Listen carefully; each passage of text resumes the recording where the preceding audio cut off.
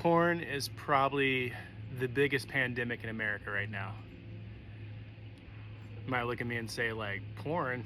Come on, everybody does it. And that's the problem. Everybody does it. The society accepts it. Um, I grew up believing that it was no big deal, um, which maybe for some people it's not. Maybe for some people, I mean, it's just like alcoholic. Some people can take a drink and no big deal. Other people take that drink and then it consumes them, and it becomes their lives. And I see that that was my life, and I see that in a lot of other people. Um, I know it's not just a guy problem, but a lot of guys struggle with this, um, and a lot of guys don't talk about it. If I were to go to my buddies that don't understand this, and I'd be like, "Hey, dude, I've got a problem with porn," they would just laugh at me. They'd be like, "Oh, okay, you like the Latinas, or you like okay, awesome, man, whatever." Like, they wouldn't sit there and be like, "Dude, that's not good." They would probably just laugh at me, like, "Oh, you've got a problem with porn? Well, so do I." Who doesn't? Um, so why is it a pandemic? Why is it a problem? Uh, and I'm speaking from my own experience, so I'm not really backing this up with any statistics, but porn is a relationship killer. I know for me personally, when I'm active in that, I typically want to withdraw from everybody. Like, I want to,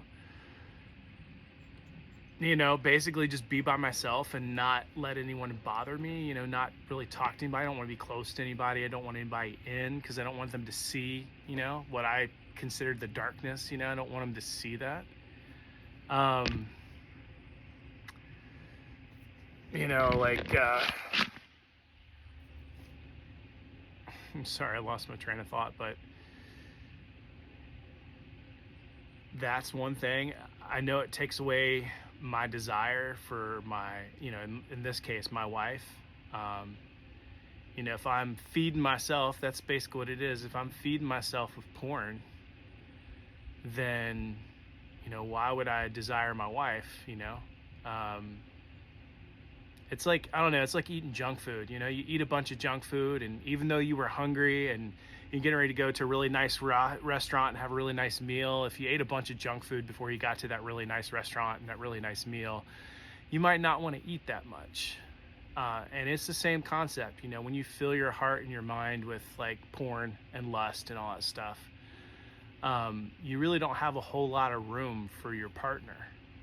So it destroys relationships. It destroys confidence. I've seen that in my own life. I used to be a really confident person. And as, I got deeper and deeper into watching porn regularly, it took away my confidence. Like, I didn't feel confident in anything, because you're betraying yourself.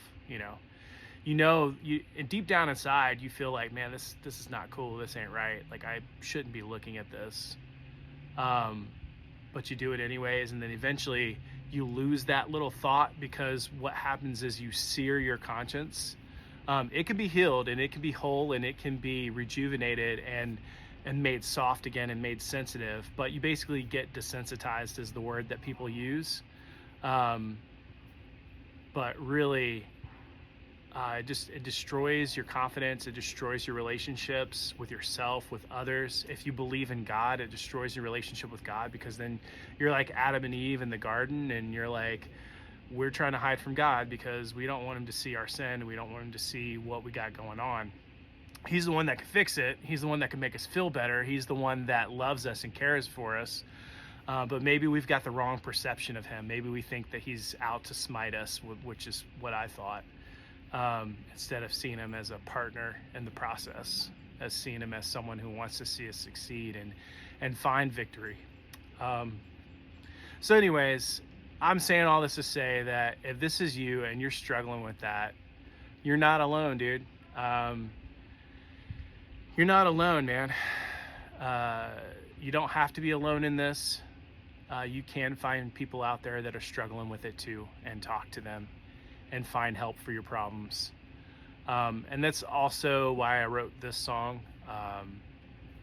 It also talks about how frustrating it is to keep on doing the thing that you hate because you like it.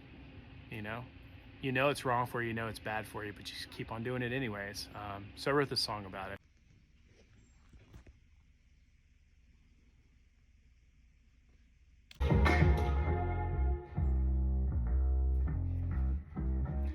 I know it's lame, but I love the pleasure. Keep playing the game. Quickly brush off the pain, tuck away the shame.